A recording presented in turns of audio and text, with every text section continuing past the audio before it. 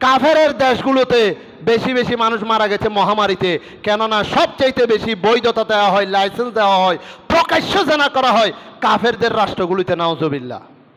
বিধর্মীদের রাষ্ট্রগুলিতে প্রকাশ্য জানা করা হয়। সেই জন্য তাদেরকে আল্লাহ মহামারী দিয়ে দমন করেছেন, মহামারী দিয়ে শায়েস্তা করেছেন। যদিও বা যখন লানত আসে কিছু মানুষের উপরে, আশেপাশেও লানতের প্রভাবটা বিস্তারিত হয়, আশেপাশেও এই লানতটা বিস্তার করে, প্রভাবিত করে। সেই জন্য আমাদের দেশে এসেছে, আমাদের মতো গরিব ছোট্ট রাষ্ট্র, অনুন্নত রাষ্ট্রের মধ্যে করোনা এসেছে ঠিক, কিন্তু আল্লাহ আমাদেরকে এহসান করেছেন। নামাজ, দোয়া, তসবিহ, তাহালিল, ইবাদত, বন্দেগি, দোয়া, খায়রাত, মহব্বত, তাজিম, ভালোবাসা এগুলি বন্ধ হয় নাই।